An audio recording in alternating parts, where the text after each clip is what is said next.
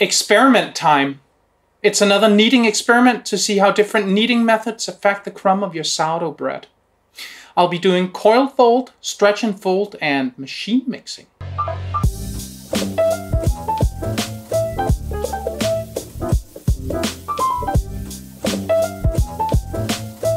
Hi, I'm Sune, and I'm a food geek.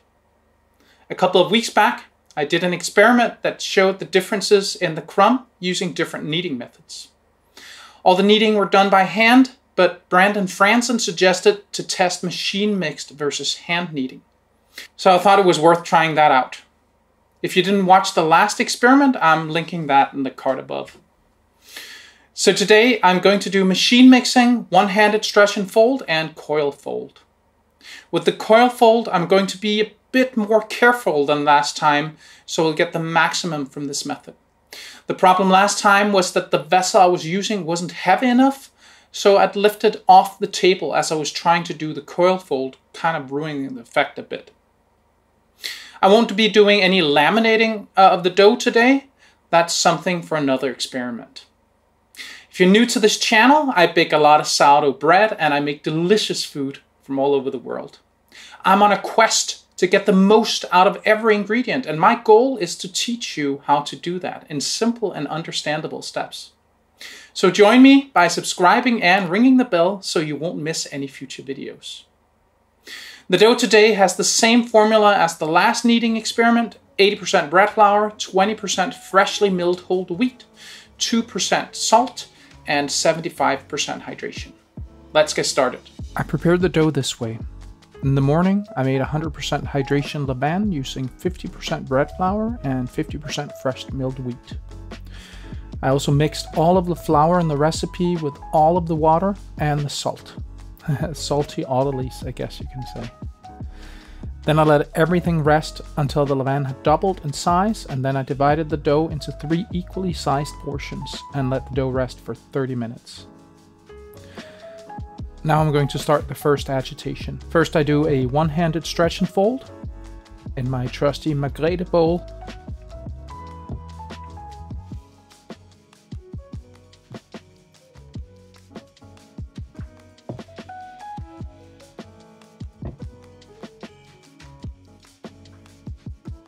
After I finish, I cover it with a damp dish towel.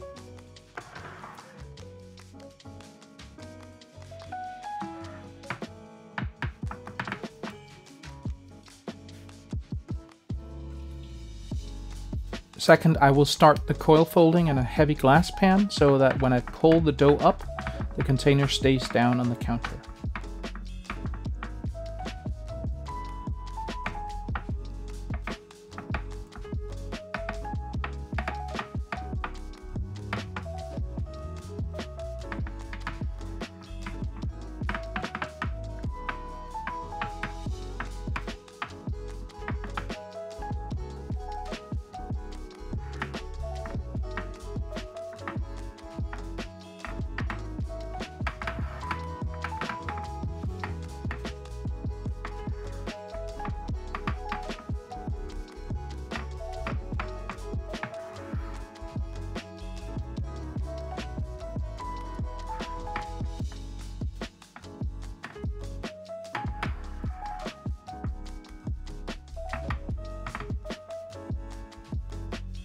After I finish, I cover it with a damp dish towel.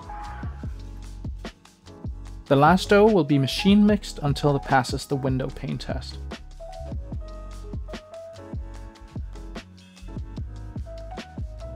I let the machine run for 5 minutes and then I evaluated the dough.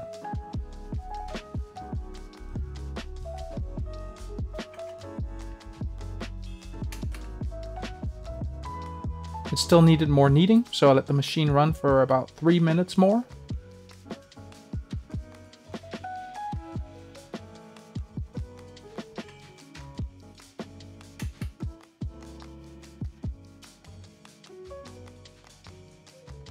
And then I got a perfect window pane. I then transferred the dough to a see-through bulking container and just left it to ferment. After the other two doughs have rested for 30 minutes, I go through a second set of agitations. Notice the nice development of the dough. It looks much more cohesive than the first time around.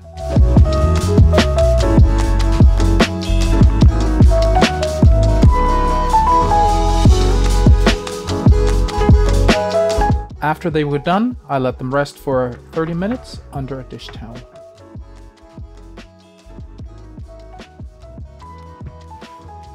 Then I do the last set of agitations. The dough looked really nice now, just like we'd hoped at this point.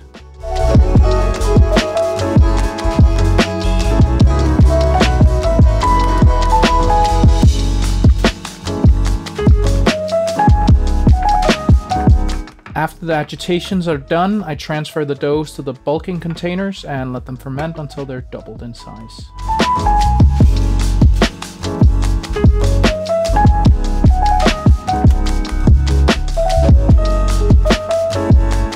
When the doughs are finished bulking, it's time to shape the dough. The machine mixed one was ready first, so I dumped out the dough on my unfloured kitchen table.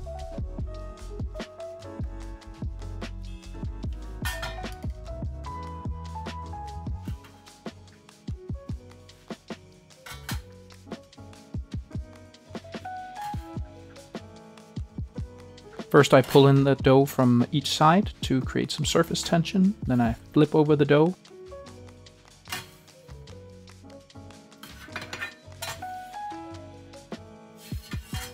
And I shape it as little as possible.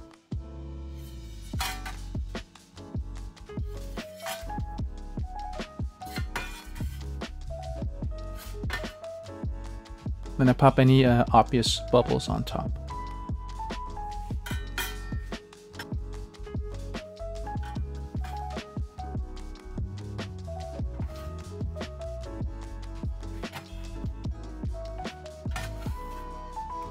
Then I did the final shape where I make sure to have a proper gluten membrane on the outside of the dough.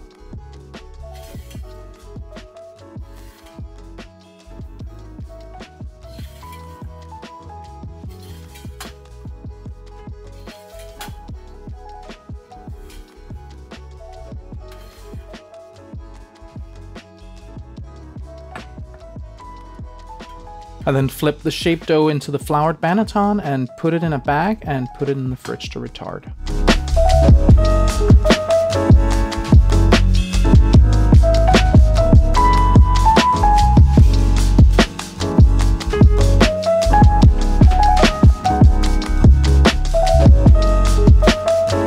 Next, the stretch and folded dough was ready, and I did exactly the same as the machine mixed dough.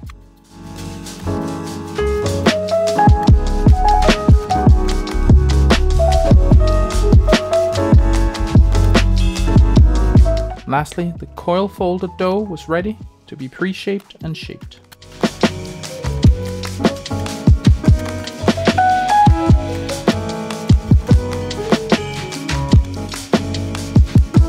I then let the dough retard for about 24 hours since the day after was a work day and it was fall vacation in Denmark, so me and my son went to dinner at IKEA. He just loves those meatballs. Then I baked the bread when I came home. Since the machine mixed one went into the fridge first, I baked that first. As you can see, the dough looked excellent.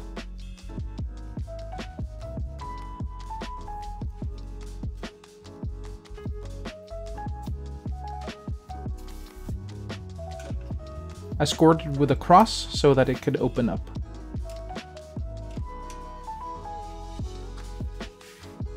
Then into the oven in a Dutch oven for 20 minutes and then 25 minutes uncovered.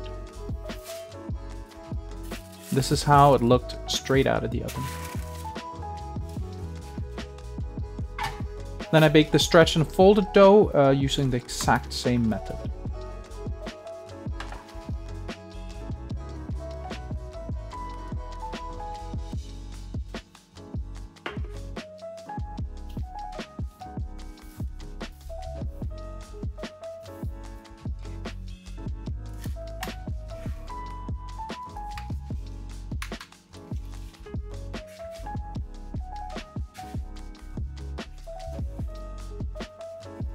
And here's how that looked.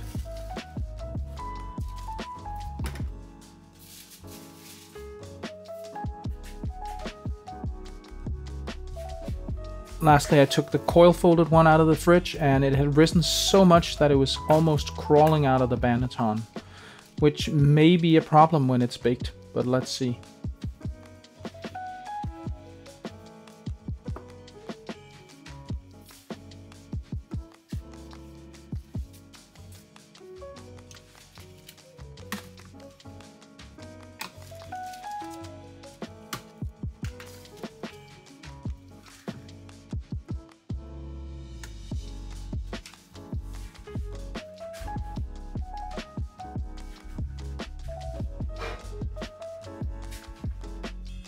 This is how it looked when it was baked.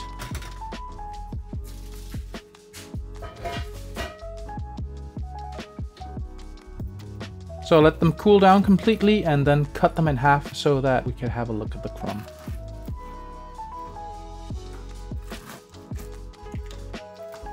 So let's have a look at the crumb. The first bread we'll look at is the machine mixed one.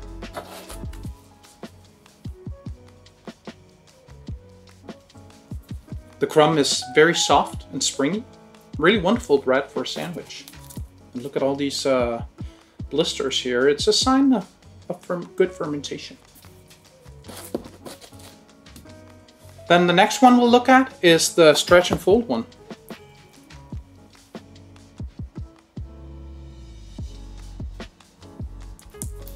A very nice and even crumb, not much different from the machine mixed one.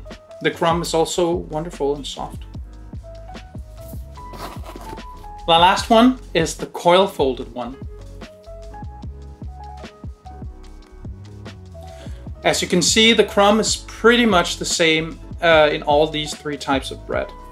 I would say there's a little bit more air in the coil folded one. It seems to suggest that kneading method is less important than other factors when it comes to what kind of crumb you want to get. My conclusion is that you should use whatever method suits your life and temperament. I even have a recipe for a bread that's not kneaded at all, just ferments on the kitchen counter overnight. I'm linking that in the card above. I hope you learned something today. See you next time.